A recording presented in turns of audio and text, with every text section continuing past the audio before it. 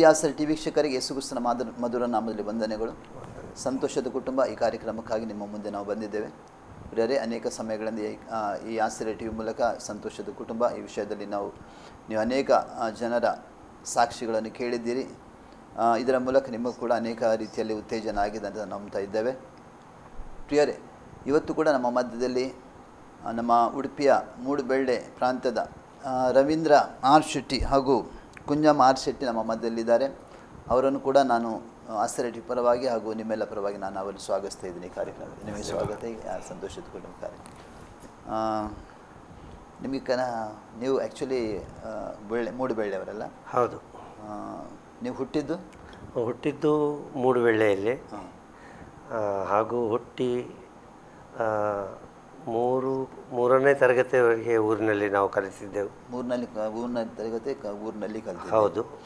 ನಿಮ್ಮ ತಂದೆಯವರಿಗೆ ಎಷ್ಟು ಜನ ಮಕ್ಕಳು ನೀವು? ನಾವು ಒಟ್ಟಿಗೆ ನಮ್ಮ ತಂದೆಗೆ 8 ಮಂದಿ ಮಕ್ಕಳು. ಅದರಲ್ಲಿ 5 ಹುಡುಗ ಮತ್ತು 3 ಹುಡುಗಿಯರು. ನೀವು ಎಷ್ಟನೇ ಅವರು ಅದರಲ್ಲಿ? ಅಲ್ಲ, ನಾನು 3ನೇ ನಂಬರು. ನೀವು 3ನೇ ನಂಬರ್?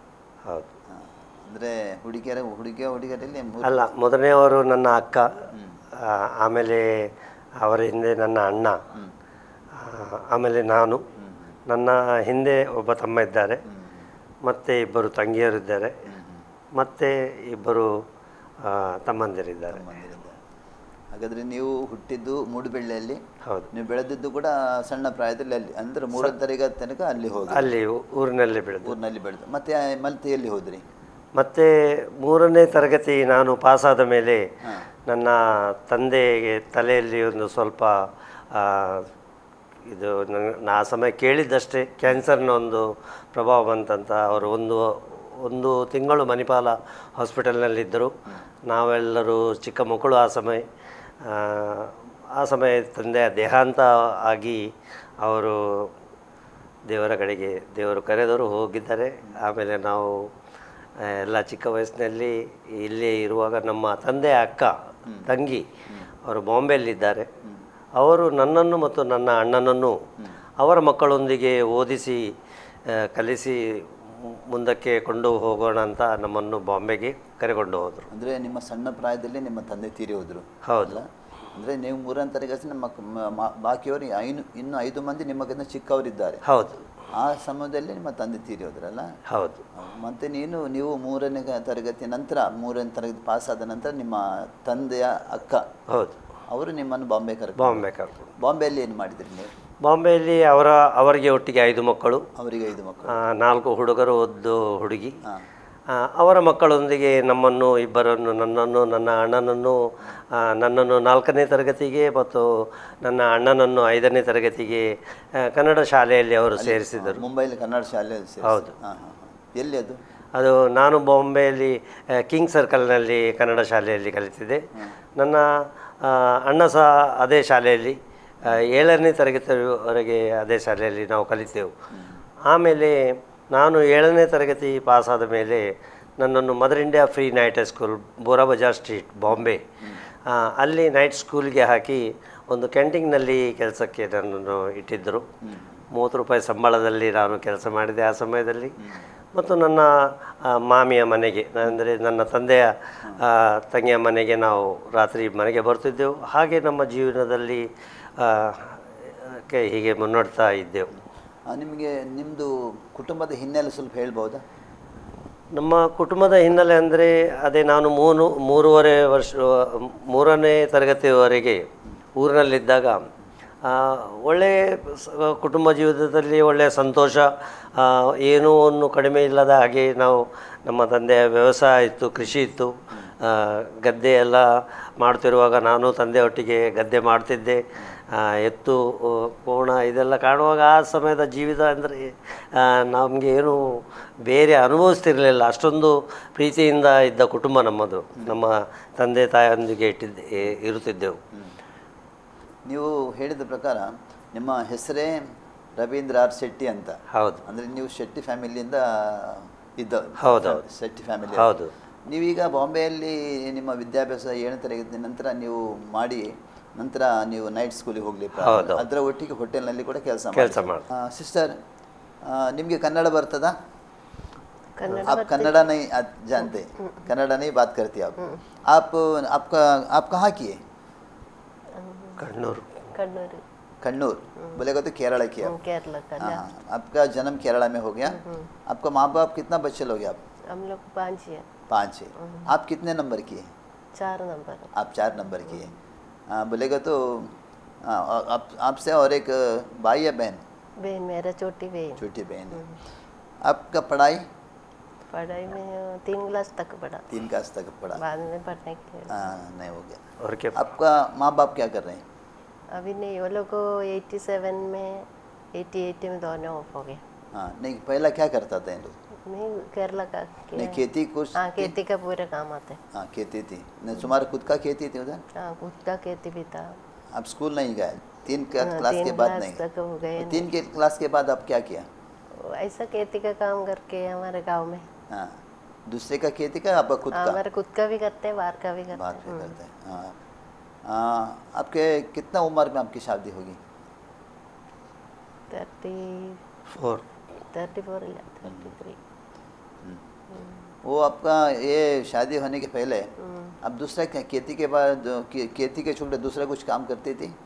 नहीं, दूसरा कुछ काम नहीं करते। खेती का ही काम करती थी। हाँ हाँ, और दूसरा अपना दूसरा कुछ काम नहीं किया? बोले तो कुछ टाइलरिंग ऐसा नहीं सीखा? नहीं कुछ सीखा नहीं, ಸಿರ್ಫ್ खेती का काम किया। ನೀವು ಬಾಂಬೆಗೆ ಹೋದ್ರಲ್ಲ, ಬಾಂಬೆ ಕೆಲಸ ಮಾಡ್ತಿದ್ದೆ, ನಿಮಗೆ ಮದುವೆ ಯಾವಾಗ ಆಯಿತು? ಮದುವೆ ಅಂದರೆ ಭಾಳ ಸಮಯದ ನಂತರ ಆಯಿತು. ಅಂದರೆ ಅದರ ಮುಂದುಗಡೆದ್ದು ವಿಷಯ ನಾನು ಹೇಳಲಿಕ್ಕೆ ಈಗ ಇದು ಇಲ್ಲ. ಆದರೂ ಮದುವೆ ಆದದ್ದು ನಂದು 38ನೇ ವಯಸ್ಸಿನಲ್ಲಿ. ಅಂದರೆ 38ನೇ ವರ್ಷ ನೀವಾಗಿ ನೋಡಿ ಮದುವೆ ಆದ್ರ ಅಲ್ಲ ಮನೆಯವ್ರು ನೋಡಿ ಮದುವೆ ಮಾಡಿಸಿದ್ರ? ಅಲ್ಲ, ನಾನಾಗಿ ಮದುವೆ ನನ್ನದು ಆಗ್ಬೋದಂತ ಆಲೋಚನೆ ಮಾಡಲಿಲ್ಲ. ಹಾಗೂ ನನ್ನ ಕುಟುಂಬಿಕರು ಯಾರು ನನ್ನ ಮದುವೆ ವಿಷಯದಲ್ಲಿ ಆಲೋಚನೆ ಅಷ್ಟು ಮಾಡಲಿಲ್ಲ. ದೇವರ ಕೃಪೆಯಿಂದ ಅದು ಚರ್ಚ್ನಲ್ಲಿ ಆದದ್ದು. ಅಂದರೆ ನೀವು ರಕ್ಷಣೆ ಹೊಂದಿದ್ದೀರಿ? ಹೌದು, ರಕ್ಷಣೆ ಯೇಸುಸ್ವಾಮಿನೇ ಕಂಡುಕೊಂಡಿದ್ದು ಯಾವಾಗ ಕಂಡುಕೊಂಡಿದ್ದು? ನಾನು ಕೊಂಡದ್ದು 35ನೇ ವಯಸ್ಸಿನಲ್ಲಿ. ನಿಮ್ಮ ವಯಸ್ಸಿನಲ್ಲಿ? ಹೌದು. ಹಾಂ ಹಾಂ. ಆಮೇಲೆ ದೇವರ ವಿಷಯವನ್ನು ಕೇಳಿದ ನಂತರ 5-6 ವರ್ಷ ನಾನು ಆ ಸಭೆ ಅವರ ಪ್ರಾರ್ಥನೆಗೆ ಹೋಗುತ್ತಾ ಬರುತ್ತಾ ಇದ್ದೇನೆ.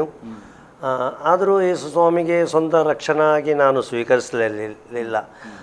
ಎಲ್ಲರೂ ಒಂದೇ ದೇವರು, ಎಲ್ಲರೂ ಒಂದೇ ಇದಂಥ ಮನಸ್ಸಿನಲ್ಲಿ ಒಂದು ಭೇದ ಇತ್ತು. ಆದರೆ ಯಾವ ದೇವರನ್ನು ಸ್ವಂತ ಒಂದು ವಿಶ್ವಾಸಪೂರ್ತಿಯಾಗಿ ನಾನು ಮನಸ್ಸಿನಲ್ಲಿ ಇಟ್ಟುಕೊಳ್ಳಲಿಲ್ಲ. ಈ ಪ್ರಾರ್ಥನೆ ಸಭೆಯಲ್ಲಿ ಬಂದ ನಂತರ ಇದರಲ್ಲಿ ಸ್ವಲ್ಪ ನನ್ನ ಜೀವಿತದಲ್ಲಿ ಚೇಂಜನ್ನು ನಾನು ನೋಡಿಕೊಳ್ಳುತ್ತಿದ್ದೆ. ನನ್ನ ಮಾತಿನಲ್ಲಿ ನಾನು ಬೈದು ಮಾತನ್ನು ಶುರು ಮಾಡುವ ಅವಸ್ಥೆ ನಂದು. ಅಂದರೆ ಬಾಂಬೆಯಲ್ಲಿ ಸಣ್ಣ ವಯಸ್ಸಿನಿಂದಲೇ ಇದ್ದಾಗ ಅಲ್ಲಿ ಅದು ಎಲ್ಲರ ಮಾತಿನೊಟ್ಟಿಗೆ ನಾನು ಅವರ ಕೂಡೆಗೆ ಬೆರೆತು ಒಳ್ಳೆಯ ಮಾತು ಒಂದು ಬರುತ್ತಿರಲಿಲ್ಲ. ಎಲ್ಲ ಬೈದುಕೊಂಡೇ ಅವರನ್ನು ಒಂದೊಂದು ವಿಷಯ ಮಾತನಾಡುತ್ತಿದ್ದೆನು. ಹೀಗೆ ಈ ಯೇಸು ಕ್ರಿಸ್ತನ ಪ್ರಾರ್ಥನೆಯಲ್ಲಿ ಬಂದ ನಂತರ ಇದೊಂದು ಎಲ್ಲ ಚೇಂಜಸ್ ನಾನು ನೋಡಿದಾಗ ಈ ಪ್ರಾರ್ಥನೆಯಲ್ಲಿ ಏನಾದರೂ ಒಂದು ಶಕ್ತಿ ಇದೆ, ಏನಾದರೂ ಒಂದು ಬದಲಾವಣೆ ಇದೆ ಅಂತ ನನ್ನ ಮನಸ್ಸಿನಲ್ಲಿ ನನಗೆ ತೋರಿತು. ಆಮೇಲೆ ನಾನು ಪೂರ್ತಿಯಾಗಿ ದೇವರ ಸಭೆಯನ್ನು ಪೂರ್ತಿಯಾಗಿ ಪ್ರಾರ್ಥನೆ ಮಾಡುತ್ತಾ ಆ ಬೈಬಲನ್ನು ದೇವರು ಕೊಟ್ಟ ವಾಕ್ಯವನ್ನು ಓದುತ್ತಾ ಇರುವಾಗ ನನಗೆ ನನ್ನ ಜ್ಞಾನಕ್ಕಿಂತ ನನಗೆ ಬೇರೆ ಜ್ಞಾನದ ವಿಷಯ ತಿಳಿದು ಸತ್ಯ ಮಾರ್ಗ ಏನಂತ ತಿಳಿದು ಬಂತು. ಅಂದರೆ ನೀವು ಸತ್ಯವನ್ನು ತಿಳಿದುಕೊಂಡಿರಿ? ಹೌದು. ಸತ್ಯ ದೇವ್ರ ವಾಕ್ಯ ಕೂಡ ಹೇಳ್ತಾರೆ, ಸತ್ಯವನ್ನು ತಿಳಿದುಕೊಳ್ಳಿ, ಸತ್ಯವನ್ನು ಬಿಡುಗಡೆ ಮಾಡುವುದು. ಹೌದು. ಅಂದರೆ ಸತ್ಯ ದೇವರನ್ನು ತಿಳಿದುಕೊಂಡ ನಂತರ ಆ ಸತ್ಯದ ಮೂಲಕ ನೀವು ಬಿಡುಗಡೆ ಹೊಂದಿದ್ರಿ? ಹೌದು. ಅಲ್ಲ? ಹೌದು. ಮತ್ತು ಅದೇ ಸಭೆಯಲ್ಲಿ ನಿಮ್ಮದು ಮದುವೆ ಆಯಿತಾ?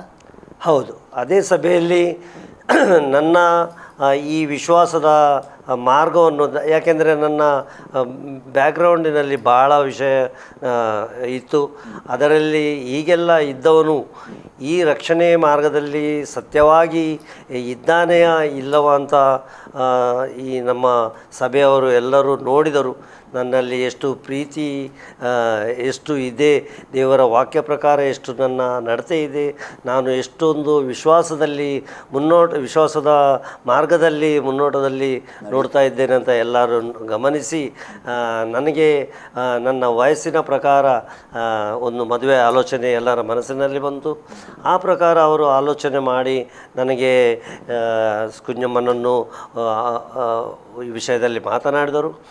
ಆ ವಿಷಯ ಹೀಗೆ ಅವರು ಮಾತನಾಡಿ ನಾನೊಂದು ಮದುವೆಗೆ ಆ ಸಮಯದಲ್ಲಿ ತಯಾರಾಗಿ ನಮ್ಮದು ಮದುವೆ ಸಭೆಯಲ್ಲಿ ಆಯಿತು, ಸಭೆಯ ಮೂಲಕ ಆಯಿತು. ಅಂದರೆ ನೀವು ಅವರನ್ನು ಮುಂಚೆ ನೋಡಲಿಲ್ಲ?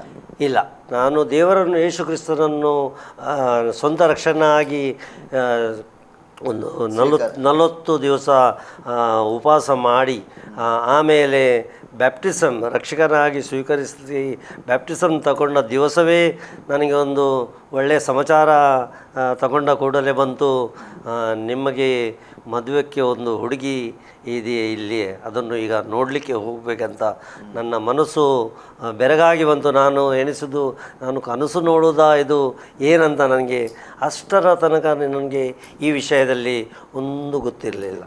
ಅಲ್ಲವೇ ಈ ಹುಡುಗಿ ಯಾರು ಅಂತ ಗೊತ್ತಿರಲಿಲ್ಲ. ಮದುವೆ ವಿಷಯ ಅಷ್ಟರ ದಿವಸ ಆ ಹೊತ್ತಿನವರೆಗೆ ನಾನು ಕೇಳಲಿಲ್ಲ. ಅಂದರೆ ನಿಮ್ಮ ದೀಕ್ಷಾಸ್ಥಾನ ದಿವಸನೇ ನಿಮಗೆ ಮದುವೆ ವಿಷಯ ಕೂಡ ಗೊತ್ತಾಯ್ತು? ಹೌದೌದು, ಅದೇ ಆ ದಿವಸ ಕೂಡ ಹೌದು, ಶುಭ ಸಮಾಚಾರ ಒಂದು ಬಂತು. ಹೌದೌದು. ನೀವು ಹುಡುಗಿಯನ್ನು ನೋಡಿದ್ರಿ? ಹೌದು. ನೋಡಿದ ತಕ್ಷಣ ಒಪ್ಪಿದ್ರೆ? ಆಮೇಲೆ ನಮ್ಮ ಚರ್ಚಿನ ಬ್ರದರ್ಸ್ನವರು ಎಲ್ಲರೂ ಅಲ್ಲಿ ಹೋಗಿ ಅಲ್ಲಿ ಚಾಯ್ ಟೀ ವಗैरे ಕುಡಿದು ಅಲ್ಲಿ ನನಗೆ ಈ ಹುಡುಗಿಯನ್ನು ಕಾಣಿಸಿದರು. ಆದರೂ ಭಾಷೆಯಲ್ಲಿ ಇವರು ಕೇರಳದವರು, ನನಗೂ ಸ್ವಲ್ಪ ಕೇರಳ ಭಾಷೆ ಬರುತ್ತಿತ್ತು. ಯಾಕೆಂದರೆ ನಮ್ಮ ಸಭೆಯಲ್ಲಿ ಎಲ್ಲರೂ ಬ್ರದರ್ಸ್ನವರು ಇದ್ದರು, ಅವರೊಟ್ಟಿಗೆ ನಾನು ಇದ್ದೆನು. ಬ್ಯಾಚುಲರ್ಸ್ ಕೋರ್ಟದಲ್ಲಿ ಸ್ವಲ್ಪ ದಿವಸ ಇದ್ದೆನು, 1 ವರ್ಷ. ಅನಂತರ ನನಗೆ ಇವರು ಕೇಳಿದವರು ಹೀಗೆ ವಿಷಯ. ನಾನು ಹೇಳಿದೆ ಭಾಷೆಯದ್ದು ನನಗೇನು ತೊಂದರೆ ಕಾಣೋದಿಲ್ಲ, ಆದರೂ ಈ ಬಾಂಬೆ ಪಟ್ಟಣದಲ್ಲಿ ಒಂದು ಮದುವೆ ಆಗಿ ಕುಟುಂಬ ಜೀವನ ಮಾಡಬೇಕಾದ್ರೆ ನನಗೆ ಇರೋದು 2-2.5 ಸಾವಿರ ಸಂಬಳ. ಈ ಸಂಬಳದಲ್ಲಿ ನಾನು ಬಾಡಿಗೆ ಮನೆ ಮಾಡಿ, ಇದು 1999ನಲ್ಲಿ. ಹೌದು, ನಾನು 1998ನಲ್ಲಿ ಈ ಮದುವೆ ಮಾಡಿ ಈ ಕುಟುಂಬ ಜೀವನ ಮುನ್ನೋಟು ಸಾಗಿಸಲಿಕ್ಕೆ ಬಹಳ ಕಷ್ಟ ಅಂತ ಒಂದು ಚಿಂತೆ ಲೋಕದ ರೀತಿಯಾಗಿ ನನ್ನ ಮನಸ್ಸಿನಲ್ಲಿ ಬಂತು. ಆದರೂ ನನ್ನ ಸಭೆಯ ಸಹೋದರರು ಒಟ್ಟಾಗಿ ಅವರ ಹತ್ರ ಈ ವಿಷಯ ಶೇರ್ ಮಾಡಿದೆ. ಅವರು ಹೇಳಿದರು, ನೀನು ಯಾರನ್ನು ನೋಡಿ ಯಾರನ್ನು ವಿಶ್ವಾಸ ಮಾಡೋದು? ನಾನು ಹೇಳಿದೆ, ನಾನು ವಿಶ್ವಾಸ ಮಾಡುವ ಪ್ರಿಯವಾದ ಯೇಸು ಕ್ರಿಸ್ತನನ್ನೇ ಹೊರತು ಬೇರೆ ಏನು ನನ್ನ ಮನಸ್ಸಿನಲ್ಲಿಲ್ಲ. ಹಾಗಾದರೆ ನಿನ್ನ ಅವಶ್ಯಕತೆ ಅವರೇ ಪೂರ್ತಿ ಮಾಡಬೇಕು. ನಿನ್ನ ಅವಶ್ಯಕತೆ ಏನಾಗಿದೆ ಎಂದು ಅವರಿಗೂ ತಿಳಿದಿದೆ, ಅವರು ಮಾಡ್ಬೋದು. ಆದರೆ ನಿನ್ನ ವಿಶ್ವಾಸ ಅವರಲ್ಲಿದ್ದರೆ ಅದೇನು ಕಡಿಮೆ ಆಗಲಿಕ್ಕಿಲ್ಲ. ಹಾಗೆ ಹೇಳಿದ ಕೂಡಲೇ ನನ್ನ ಮನಸ್ಸು ಮತ್ತು ಧೈರ್ಯ ಆಯಿತು. ಅದು ದೇವರ ವಾಕ್ಯ ಕೂಡ ಹಾಗೆ ಹೇಳಿದೆ, ಯಾರ್ಯಾರು ನನ್ನನ್ನು ಪ್ರೀತಿಸ್ತಾರೋ ಅವರು ಒಮ್ಮೆಯೂ ಉಪವಾಸವಿರಲಿಕ್ಕಿಲ್ಲ, ಒಮ್ಮೆಯೂ ಅವರು ದಾಹ ಆಗಿರಲಿಕ್ಕಿಲ್ಲ, ಅವರು ಒಮ್ಮೆಯೂ ಲಜ್ಜೆ ಆಗಲಿಕ್ಕೆ ಬಿಡುವುದಿಲ್ಲ ಅಂತ. ಇಷ್ಟರ ತನಕ ದೇವರು ಅದೇ ಪ್ರೀತಿಯಲ್ಲಿ ಕುಟುಂಬ ಆಗಿ ನಮ್ಮನ್ನು ನಡೆಸ್ತಾರೆ. ಅಂದರೆ ನೀವು ಮೊದಲನೇ ನೋಡಿದ ತಕ್ಷಣ ಒಪ್ಪಿಕೊಂಡ್ರಾ? ಹೌದು, ನಾನು ಒಪ್ಪಿಕೊಂಡ ಕೂಡಲೇ ನಾನು ಹೇಳಿದೆ, ನಾನು ಪ್ರಾರ್ಥನೆ ಮಾಡ್ತೇನೆ, ಸ್ವಲ್ಪ ದಿವಸದ ನಂತರ ಏನು ಗೈಡೆನ್ಸ್ ದೇವರ ಆತ್ಮ ಏನು ತಿಳಿಸ್ತದ ಅದು ನಾನು ಹೇಳ್ತೇನೆ ಅಂತ ಹೇಳಿದೆ ಸಭೆಯ ಬ್ರದರ್ಸ್ನವ್ರಿಗೆ. ಆಮೇಲೆ ಅವರು 12 ದಿವಸ ನನಗೆ ಸಮಯ ಕೊಟ್ಟರು. 1-2 ವಾರದ ನಂತರ ನೀವು ಹೇಳಿ ಏನು ನಿಮಗೆ ಗೈಡೆನ್ಸ್ ಸಿಗ್ತದೆ. ಆಮೇಲೆ 2 ವಾರದ ನಂತರ ನಾನು ನಮ್ಮ ಸಭೆಯ ಸಭೆಯ ಬ್ರದರ್ಸ್ನಲ್ಲಿ ಹೇಳಿದೆ, ನನಗೆ ಭಾಷೆದ್ದು ಏನೂ ಪ್ರಾಬ್ಲಮ್ ಇಲ್ಲ, ಮದುವೆದ್ದು ಏನೂ ಪ್ರಾಬ್ಲಮ್ ಇಲ್ಲ. ಪ್ರಾಬ್ಲಮ್ ಇದ್ದದ್ದು ಹೇಳಿದೆ. ಅದಕ್ಕೆ ಈ ವಿಷಯ ಅವರು ಹೇಳಿದರು, ಯೇಸು ಸ್ವಾಮಿಯನ್ನು ವಿಶ್ವಾಸ ಮಾಡ್ತೀರಿ ಆದರೆ ಅವರಿಗೇನು ಅಸಂಭವ ಇಲ್ಲ ಅಂತ. ಆಮೇಲೆ ನಮ್ಮದು 1998 ಜೂನ್ 12ರಲ್ಲಿ ನವೆಂಬರ್ 12ರಲ್ಲಿ ಮದುವೆ ಆಯಿತು. ಆಮೇಲೆ ಒಂದೇ ವರ್ಷದಲ್ಲಿ ದೇವರು ಒಂದು ಪುತ್ರಿಯನ್ನು ಮಗಳನ್ನು ಕೊಟ್ಟಿದ್ದಾರೆ. ಈಗ ಫಸ್ಟ್ ಇಯರ್ ಕಂಪ್ಲೀಟ್ ಆಯಿತು. ಹೀಗೆ ನಡೀತಾ ಇದೆ. बहन आपके साथ बात कर रहा हूँ मैं. आप केरला की थी ना? आप बॉम्बे क्यों आई? बॉम्बे में आई, मेरा शादी इधर से नहीं होता था. 87 में वापस हो गया. प्रभु में 86 में आया. प्रभु में 86 में आप प्रभु में आए थे। आए हाँ थे। हाँ हाँ। फिर पापा आपके परिवार सब परिवार प्रभु में है क्या? नहीं, कोई नहीं नहीं। नहीं, आप नहीं, मेरा अकेले। बहन आपके फैमिली के बैकग्राउंड क्या है? हिंदू परिवार है। हिंदू। हाँ हाँ हाँ, हिंदू बैकग्राउंड है आपकी हिंदू फैमिली। बैकग्राउंड से आए। मेरा बहन का 2 बेटी लोग आया प्रभु में। प्रभु में आया। हाँ, अभी एक ही है, एक पीछे गया हाँ, वापस होके। फिर माँ उधर बाप, आपके माँ बाप विश्वास में आए थे? नहीं नहीं नहीं, वो आए लोग को ऑफ होने के बाद, मैं वापस होने के बाद वो लोग को दोनों ऑफ हो गए। अच्छा अच्छा अच्छा, हाँ। बाद अब- में हाँ बोलिए। वो मेरा 2 भाई लोग को वो तो पीता था, वो तो पीते हैं। बहुत फिर पीता मेरा था। छोटी बहन की शादी नहीं हो गया। हाँ। हाँ, उसके बाद में वो तो प्रॉब्लम बोलेगा तो विश्वास में हमारे चर्च उधर भी है, यही चर्च बहन आई। बॉम्बे का चर्च हमारे गांव में भी है, सेम चर्च है। हाँ फिर मेरे शादी को शादी नहीं होता। फिर हम लोग का हिंदू बैकग्राउंड से शादी वापस होने के बाद प्रभु का वचन का विरोध है ना, वो नहीं। सब लोग बोले उसमें शादी करो, मैं बोला नहीं, लड़का को नहीं, शादी नहीं होएगा तो भी मेरे को इसमें से नहीं चाहिए। वो प्रभु का प्रभु से आप को- बहुत प्यार करते थे। करते थे, बहुत प्यार करते थे। हाँ। वो अब्राहम को प्रभु है ना, उसको बेटा को दिया इसहाक को, हाँ। इसहाक को रेबेका को प्रभु ने दिया। अच्छा, वो अच्छा। प्रभु मेरे को एक लड़का देगा। आप देखो, भाई आपको देखने के आए थे शादी के वो पहले, आप देख के मान गई क्या आप एक ही बार? हाँ, एक ही बार। हाँ, आप कुछ प्रार्थना कुछ नहीं किया? पहले प्रार्थना का ये लोग आने का पहले वो दिन भी आधा घंटा बैठ के प्रार्थना किया। प्रार्थना किया? प्रभु की इच्छा आएगा तो होने का, हाँ नहीं होते नहीं। गांव में भी बहुत लड़का लोग का मिल देखने के लिए आया, हाँ, लेकिन प्रभु का योजना नहीं था। वो तो ठीक है। वो फिर तो सही है। वो दिन भी बहुत प्रार्थना किया, लेकिन लड़का कोई भी होने दो, प्रभु को अच्छे से प्यार आपको करते हैं। आपने पसंद किया एक ही बार देखने में? हाँ? गांव में किसी को पसंद नहीं किया आपने? नहीं। नहीं नहीं, हाँ, इधर आप एक ही बार देखा, हाँ, आपको पसंद हो गया, पसंद हो गया। आप मान गई। हाँ, उसके बाद ಶಾದಿ हो गया। ನೀವು ಮದುವೆಯಾಗಿ ಒಪ್ಪಿಕೊಂಡೆ, ಮದುವೆ ಚರ್ಚ್ನಲ್ಲಿ ಆಯಿತು, ಹೌದು. ಹೇಗಾಯಿತು ಮದುವೆಯಲ್ಲಿ ಹೇಗಾಯಿತು? ಮದುವೆ ದೇವರ ಕೃಪೆಯಿಂದ ಒಳ್ಳೆ ಆಯಿತು. ಒಳ್ಳೆಯ ಒಂದು ಪ್ರಾರ್ಥನೆ ಆಗಿ, ನಮ್ಮ ಟೆಸ್ಟ್ ಮಣಿ ಆಗಿ, ಹೇಗೆ ಇದ್ದೆವು, ಹೇಗೆ ಇನ್ನು ಮುಂದುಳಿದ ಜೀವನ ಹೇಗೆ ನಾವು ಜೀವಿಸಬೇಕೆಂದು ನಮ್ಮ ಶಾಸ್ತ್ರವೇದದಲ್ಲಿ ಬರೆದಿದೆ. ಹಾಗೂ ಹಿಂದಿನ ಕಾಲದಲ್ಲಿ ಹೇಗಿತ್ತೆ ಅದರಲ್ಲಿ ಎಲ್ಲ ಬಿಡುಗಡೆಯಾಗಿ ಈ ಕುಟುಂಬ ಜೀವನವನ್ನು ದೇವರು ಹೇಗೆ ನಡೆಸ್ತಾರೆ ಅದರಲ್ಲಿ ನಮಗೆ ಎಲ್ಲ ಶಾದಿಯ ಸಮಯದಲ್ಲಿ ತಿಳಿಸಿದರು. ಹಾಗೆ ಒಳ್ಳೆಯ ರೀತಿಯಿಂದ ಮದುವೆಯಾಗಿ ಹೆಚ್ಚು ಜನರು ಊರಿನಿಂದ ಬಾಂಬೆಗೆ ಬರಲಿಲ್ಲ ಶಾದಿಗೆ, ಮದುವೆಗೆ. ಅಂದರೆ ನಿಮ್ಮ ಕುಟುಂಬದವರು ಒಪ್ಪಿಕೊಂಡ್ರಾ ಈ ಮದುವೆಗೆ? ಹಾಂ, ಎಲ್ಲರಿಗೂ ಮದುವೆ ವಿಷಯ ಹೇಳಲಿಕ್ಕೆ ನಾನು ನನ್ನ ತಮ್ಮನೊಟ್ಟಿಗೆ ಬಾಂಬೆಯಿಂದ ಊರಿಗೆ ಬಂದೆ. ಸಂಬಂಧಿಕರಿಗೆ ಎಲ್ಲರಿಗೂ ಮದುವೆ ಆಮಂತ್ರಣ ಪತ್ರಿಕೆ ಕೂಡ ಕೊಟ್ಟೆವು ನಾವು. ಆದರೆ ಅದಕ್ಕೆ ಯಾರದ್ದು ವಿರುದ್ಧ ಇಲ್ಲ, ಅಂದರೆ ಅದು ಭಾಳ ನಂತರ ಹೇಳ್ತೇನೆ. ಅಂದರೆ ನಿಮ್ಮದು ಪರಿಸ್ಥಿತಿ ಆಗಿತ್ತು ಮುಂಚೆ? ಹೌದು, ಅದಕ್ಕೆ ಯಾರ್ದು ವಿರುದ್ಧ ಇಲ್ಲ. ಬರಲಿಕ್ಕೂ ಯಾರಿಗೂ ಅಷ್ಟು ಅವಸರ ಆ ಸಮಯ ಸಿಗಲಿಲ್ಲ. ಸ್ವಲ್ಪ ಸಂಬಂಧಿಕರು ಬಂದಿದ್ದರು. ನೀವು ಅವರನ್ನು ನೋಡಿ ಎಷ್ಟು ಸಮಯದಿಂದ ಅಲ್ಲಿ ಮದುವೆ ಆದ್ರಿ? ಎಲ್ಲಿ? ನೀವು ಅವರನ್ನು ಅಕ್ಕನನ್ನು ನೋಡಿದ್ರಲ್ಲ, ಹಾಂ, ನೀವು ನೋಡಿ ಒಪ್ಪಿಕೊಂಡು ಎಷ್ಟು ದಿವಸ ನಂತರ ಮದುವೆ ಆಯಿತು? ಹೌದು, ನಾನು ದೇವರನ್ನು ರಕ್ಷಕನಾಗಿ ಸ್ವೀಕರಿಸಿ ಬ್ಯಾಪ್ಟಿಸ್ಮ ಇರ್ತದ್ದು 28 ಜೂನ್ 1998. ಹೌದು, ಅದೇ 3 ತಿಂಗಳ ನಂತರ 12 ನವೆಂಬರ್ನಲ್ಲಿ 1998ನಲ್ಲಿ ನಮ್ಮ ಮದುವೆ ನಿಶ್ಚಯ ಆಗಿ, ಅದರ ಮೊದಲು ಮದುವೆ ನಿಶ್ಚಯ ಆಯಿತು. ಆಮೇಲೆ ನಾವು ಮದುವೆಗೂ ದೇವರ ಕೃಪೆಯಿಂದ ಮನೆ, ಹಾಲ್ ಎಲ್ಲ ರೆಡಿಯಾಗಿ ಮದುವೆ ಕೂಡ ಆಯಿತು. ಅಲ್ಲ, ಅವರನ್ನು ನೋಡಿ 1 ತಿಂಗಳಲ್ಲಿ 1-2 ತಿಂಗಳ ಒಳಗೆ ಮದುವೆ ಆಯಿತು? ಮದುವೆ ಆಯಿತು. ಹೌದು, ಮದುವೆ ಕೂಡ ದೇವರ ಕೃಪೆಯಿಂದ ಒಳ್ಳೆ ಒಳ್ಳೆಯದಾಯಿತು. ಎಷ್ಟು ಮಕ್ಕಳಿದ್ದಾರೆ ನಿಮಗೆ? ನಿಮಗೆ ಒಬ್ಬಳೇ ಹುಡುಗಿದ್ದಾಳೆ. ಈಗ PUCಯಲ್ಲಿ ಈಗ ಫಸ್ಟ್ ಇಯರ್ ಮುಗೀತು, ಅವಳು ಸೆಕೆಂಡ್ ಇಯರ್ಗೆ ಪ್ರವೇಶ ಜೂನ್ನಿಂದ. ಈಗ ನಿಮ್ಮ ಈ ಮದುವೆ ಜೀವಿತದಲ್ಲಿ ಹೇಗೆ ನೀವು ಸಂತೋಷವಾಗಿದ್ದೀರಾ? ಸಂತೋಷ ಅಂದರೆ ಮದುವೆ ಜೀವಿತದಲ್ಲಿ ಮೊದಲಿಗೆ ಭಾಳ ಸಂತೋಷ ಇತ್ತು. ಮದುವೆ ಆದ ಸಮಯದಲ್ಲಿ ಮಗಳು ಹುಟ್ಟಿದ ನಂತರ ಸಂತೋಷ ಏನು ಕಡಿಮೆ ಇಲ್ಲ. ಆದರೂ ಕೆಲಸ ನನ್ನ ಕೆಲಸದ, ನಾನು ಒಂದು ಸಣ್ಣ ಕೆಲಸದ ಒಂದು ಕೇಟ್ರಿಂಗ್ ಲೈನ್ನಲ್ಲಿದ್ದೇನೆ. ಅಲ್ಲಿ ನಾನು ಸರ್ವಿಸ್ ಮಾಡೋದು, ಅಲ್ಲಿ ಬೆಳಿಗ್ಗೆ ಹೋದರೆ ಸಾಯಂಕಾಲ ಬರೋದು. ಆದರೂ ನನಗೆ ನನ್ನ ಹೆಂಡತಿಯ ಜೀವಿತದಲ್ಲಿ ನಾನು ಪಟ್ಟ ಕಷ್ಟಕ್ಕಿಂತ ನಮ್ಮ ಫ್ಯಾಮಿಲಿಯಲ್ಲಿ ಅವಳು ಭಾಳ ಕಷ್ಟವನ್ನು ಅನುಭವಿಸಿದ್ದಾಳೆ, ಈಗಲೂ ಅನುಭವಿಸ್ತಾ ಇದ್ದಾಳೆ. ಅಂದರೆ ಅವಳಿಗೆ ಮೈಯಲ್ಲಿ ಕೆಲವು ನೋವಿದೆ, ಕೆಲವು ವಿಷಯದಲ್ಲಿ ಸ್ಪಾಂಡಲೈಸ್ ಇದೆ, ಬ್ಯಾಕ್ ಪೇನ್ ಇದೆ, ಕೈಯಲ್ಲಿ ಗ್ಯಾಪ್ ಇದೆ, ಕಾಲಿನ 2 ನೀ ಕೂಡ ಸ್ಲಿಪ್ ಆಗ್ತದೆ, ಒಮ್ಮೊಮ್ಮೆ ಆ್ಯಸಿಡಿಟಿ ಗ್ಯಾಸ್ನ ಪ್ರಾಬ್ಲಮ್ಮು ಇದೆ. ಇದೆಲ್ಲ ಇಟ್ಟು ಇದುವರೆಗೆ ಈ ನಮ್ಮ 19 ವರ್ಷದ ಮದುವೆ ಜೀವಿತದಲ್ಲಿ ಒಮ್ಮೆಯೂ ಯಾರ ವಿಷಯದಲ್ಲಿ ವಿರುದ್ಧವಾಗಿ ಅಲ್ಲವಾ ಒಂದು ಇದಾಗಿ ಸಂತೋಷವನ್ನು ಕಡಿಮೆ ಆಗಿಲ್ಲ. ದೇವರ ಪ್ರೀತಿಯಿಂದ ಅದೆಲ್ಲ ಸಹಿಸಿಕೊಂಡು ಮುನ್ನೋಟದಲ್ಲಿ ನಡೀತಾ ಇದೆ. ಅಂದರೆ ಯಾವಾಗಲಾದರೂ ಕುಟುಂಬದಲ್ಲಿ ಏನಾದರೂ ವೈಮನಸ್ಸೇನು ಬಂದಿತ್ತ, ಜಗಳಗಳು ಸಣ್ಣ ಪುಟ್ಟ ಜಗಳ? ಅಂದರೆ ನಾನು ಮನುಷ್ಯರ ಮುಂದೆ ಅಲ್ಲ ದೇವರ ಮುಂದೆ ಇದ್ದ ಹಾಗೆ ನಾನು ಹೇಳ್ತೇನೆ, ನನಗೇನು ಭಯ ಇಲ್ಲ.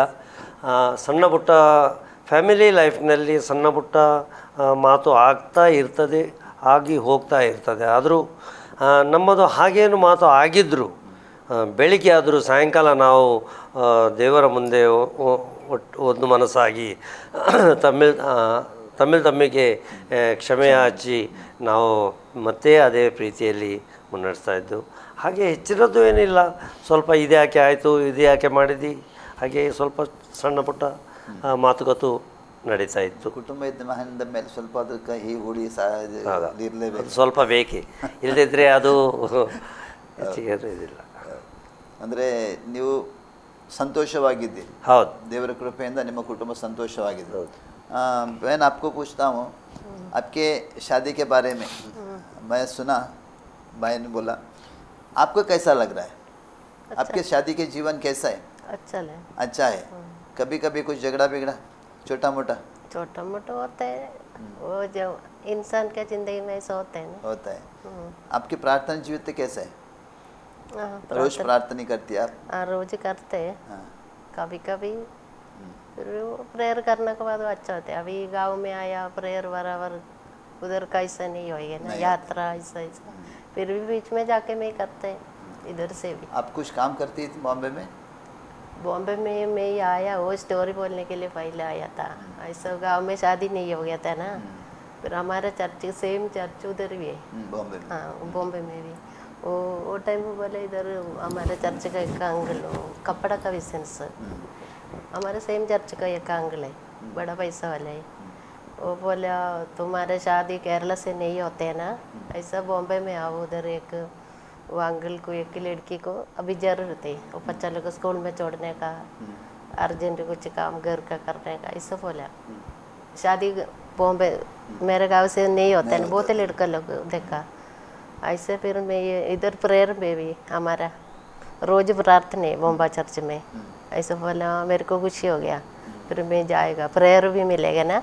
मैं आया काम का ऐसे नहीं, प्रेयर का देखे बॉम्बे में आया, कि उधर का पास्टर लोग उधर ही आता था, हमारे गांव में आते, हाँ हर महीना आते, एक पास्टर लोग आते, बहुत खुशी इधर का प्रेयर। ऐसा आके फिर इधर लिया 1 साल, 2 साल लिए उधर काम किया। हाँ, बच्चा लोग स्कूल में छोड़ने का, ऐसे सब घर का भी काम करता था। वो टाइम मेरा हस्बैंड का वापस हो गए वही घर से, वो दिन वापस हो के मेरे को देखने के लिए उधर पास्टर बोला इधर एक लड़की है, आके मिल के जाओ, ऐसा वो दिन मैं बोला, पहले बोला था ना, मैं प्रार्थना किया वो दिन भी, प्रभु की इच्छा है तो होने का, नहीं हो तो नहीं होने का, ऐसा प्रेयर किया। आके वो पास्टर ही तो पास्टर को मेरे को भी मालूम है, मेरे हस्बैंड को मालूम, एक ही चर्च का है ना, हाँ, लेकिन मेरा हस्बैंड को इतना तक मैं देखा नहीं था, वो दिन ही देखा। ऐसा ओके। आपके शादी के जीवन में आपको खुशी है? हाँ, खुशी है। हाँ, आपको एक बच्ची है? बच्चे अभी पीयूसी में पढ़ रही है, पीयूसी में पास होगी? हाँ, फर्स्ट ईयर में पास होगी। तो आप बोलिए छोटा मोटा कुछ आता है, वो फैमिली बोलेगा तो आने का है। ನಿಮಗೆ ಕೇಳ್ತಾ ಇದ್ದೇನೆ, ಈ ಮದುವೆ ಜೀವಿತ ಬರುವಾಗ ನೀವು ಕುಟುಂಬವಾಗಿ ಜೀವಿಸ್ತಾ ಇದ್ದೀರಿ. ನೀವು ನಿಮ್ಮನ್ನು ನೋಡುವ ಜನರು ಏನು ಹೇಳ್ತಾ ಇದ್ದಾರೆ? ನಮ್ಮನ್ನು ನೋಡುವ ನಿಮ್ಮ ಹಿಂದಿನ ದೊಡ್ಡ ಸಾಕ್ಷಿ ಇದೆ. ಹೌದು ಅಲ್ಲ? ಹೌದು. ನೀವು ಯಾರಿಗೆ ಬೇಡವಾದ ವ್ಯಕ್ತಿ ಆಗಿದ್ದೀರಿ. ಒಂದು ಅಂದರೆ ಬಿಟ್ಟ ಅಂದರೆ ಹೌದು, ಅಂದರೆ ಅದು ಬೇರೆ ಯಾರು ಮಾಡಿದ್ರೆ ನೀವೇ ಮಾಡಿಕೊಂಡದ್ದು, ಹೌದಾ? ಹೌದು. ಅದು ಮತ್ತೆ ನಾನು ಕೇಳ್ತೇನೆ ಮಾತು. ಈಗ ನಿಮ್ಮ ಈ ಮದುವೆ ಜೀವಿತ ನೋಡಿದ ಜನರು, ಅಲ್ಲಿ ಒಂದು ಸಭೆ ಆಗಿರ್ಬೋದು ಅಥವಾ ನಿಮ್ಮ ಕುಟುಂಬ ಆಗಿರ್ಬೋದು, ಏನು ಹೇಳ್ತಾ ಇದ್ದಾರೆ? ಈಗ ಮೊದಲನೇದಾಗಿ ನಾನು ನನ್ನ ಸಭೆಯ ವಿಷಯ ಆಗಿ ಹೇಳ್ತೇನೆ. ಸಭೆಯವರು ಪ್ರಾರ್ಥನೆ ಮಾಡಿ ನಮ್ಮ ಜೀವಿತವನ್ನು ಒಂದುಗೂಡಿಸಿ ನಮ್ಮನ್ನು ಒಂದು ಕುಟುಂಬ ಜೀವಿತದಲ್ಲಿ ನಡೆಸಿ ಇದು ಮಾಡಲಿಕ್ಕೆ ಸಹಾಯ ಮಾಡಿದವರು ಅವರು. ಹಾಗೆ ಸಭೆಯಲ್ಲಿ ನಮಗೆ ದೇವರ ಕೃಪೆಯಿಂದ ಎಲ್ಲರಿಂದ ಒಳ್ಳೆಯ ಇದಿದೆ. ಅವರೆಲ್ಲರ ಮನಸ್ಸಿನಲ್ಲಿ ಗೊತ್ತಿದೆ, ಒಳ್ಳೆಯ ಒಂದು ಸಂತೋಷದ ಪರಿವಾರ ಇವರಾಗಿ ಇದುವರೆ ಇದ್ದಾರೆ. ಅದೇನು ನಾವು ಅವರಿಗೆ ಕಾಣಿಸಲಿಕ್ಕೆ ಹಾಗಾಗಿ ಅಲ್ಲ, ನಿಜ ರೂಪಿನಲ್ಲಿ ನಮ್ಮ ಜೀವಿತದಲ್ಲಿ ಹೇಗೆ ಇದೆ, ನಾವು ಎಷ್ಟು ಸಂತೋಷದಲ್ಲಿ ಇದ್ದೇವೆ, ಅದೇ ರೀತಿಯಲ್ಲಿ ನಾವು ಸಭೆಯಲ್ಲಿಯೂ ಇದ್ದೇವೆ.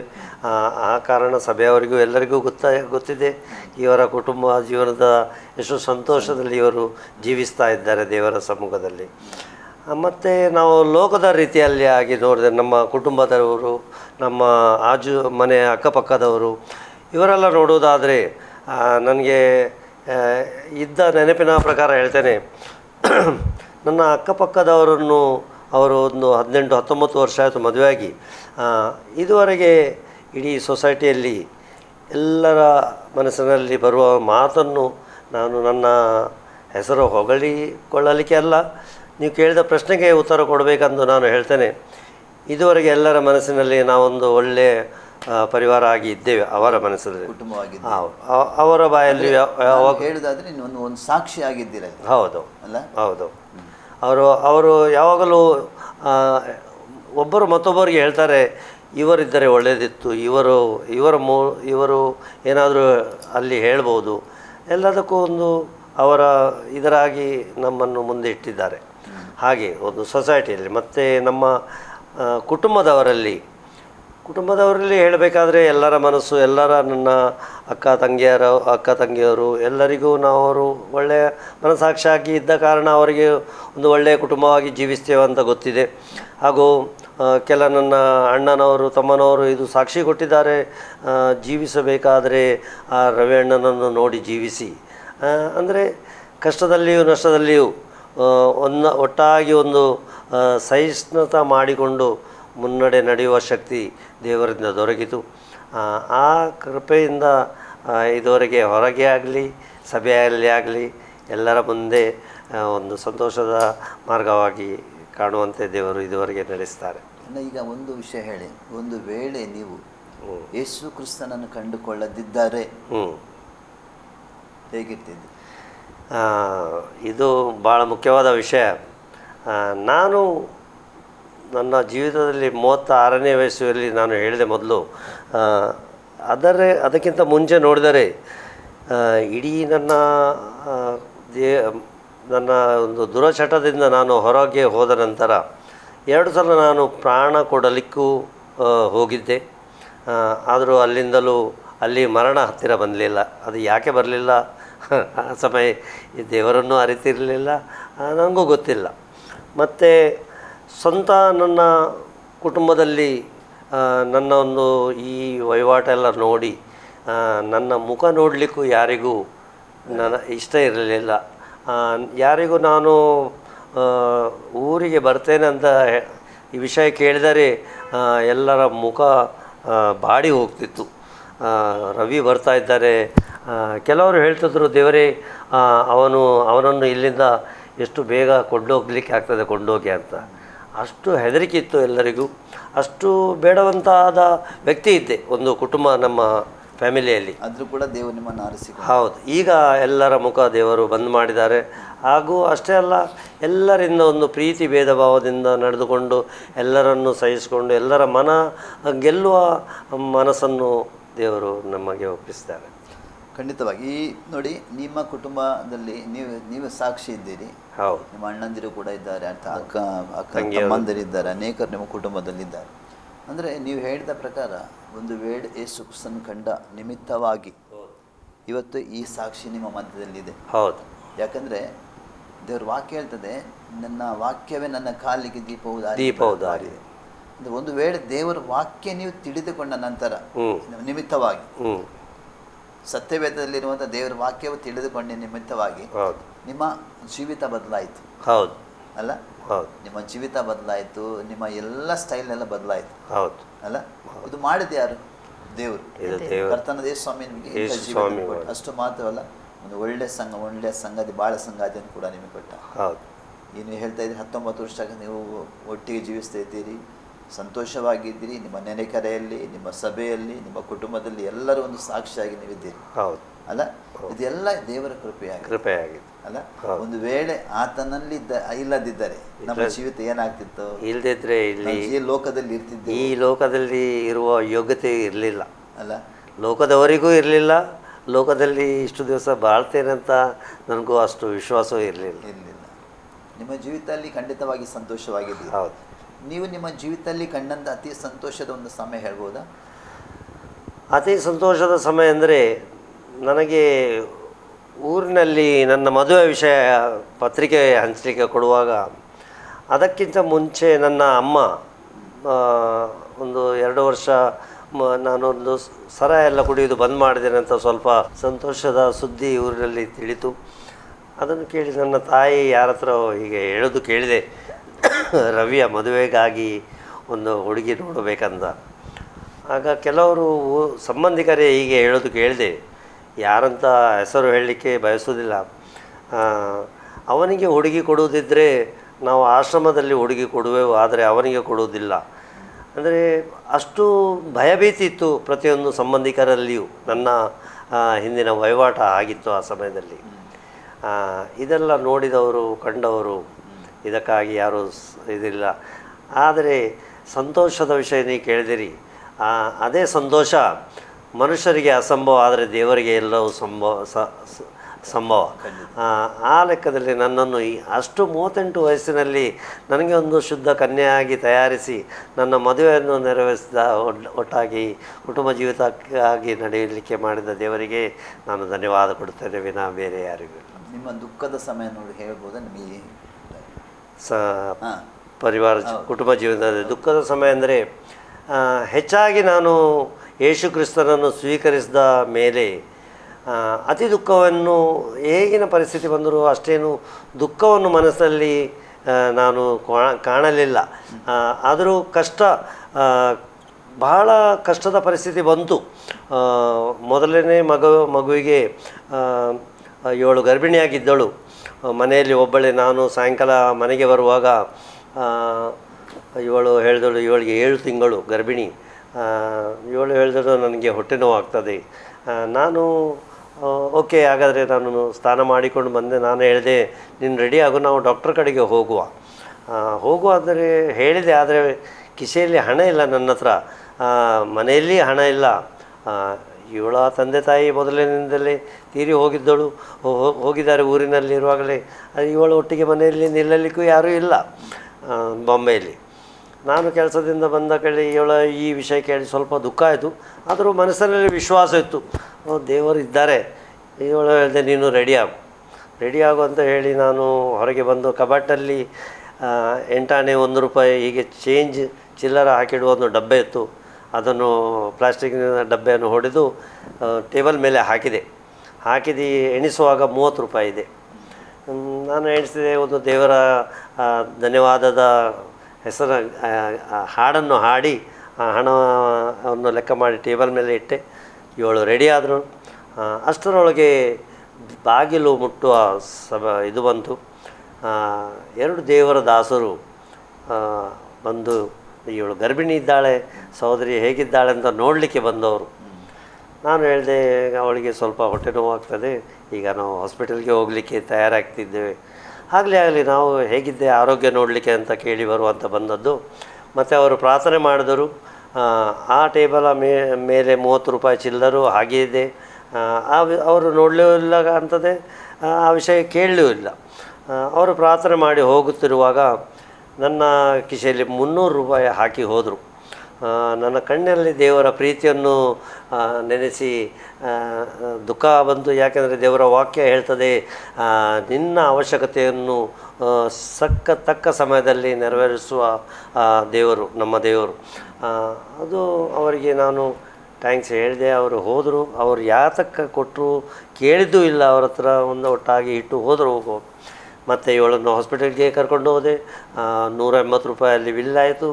120 ರೂಪಾಯಿ 30 ರೂಪಾಯಿ ಅಲ್ಲೇ ಇದೆ. ಮನೆಯಿಂದ ಹೊರಟುವಾಗ 30 ರೂಪಾಯಿ 10 ಗುಣ 300 ರೂಪಾಯಿ ದೇವರು ಆ ಸಮಯ ಸಹಾಯ ಮಾಡಿ ಹಾಸ್ಪಿಟಲ್ಗೆ ಸಂತೋಷದಿಂದ ಹೋಗಿ ಬರಲಿಕ್ಕೆ ಆಯಿತು. ಹೀಗೆ ಇದೆಲ್ಲ ನೋಡುವಾಗ ದೇವರ ಪ್ರೀತಿಯಿಂದ ಭಾಳ ಸಂತೋಷ ಅನುಭವಿಸಿದ್ದೇನೆ.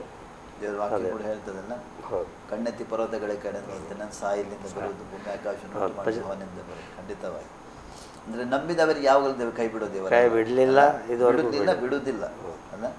ಖಂಡಿತವಾಗಿ ನೀವು ಖಂಡಿತವಾಗಿ ಇದು ಕುಟುಂಬ ಸಂತೋಷದ ಕುಟುಂಬವಾಗಿದೆ. ಯಾಕಂದರೆ ನೋಡಿ, ನೀವು ದಾಂಪತ್ಯ ಜೀವಿತಕ್ಕೆ ಬಂದು 19 ವರ್ಷ ಆಯಿತು. ಹೌದು.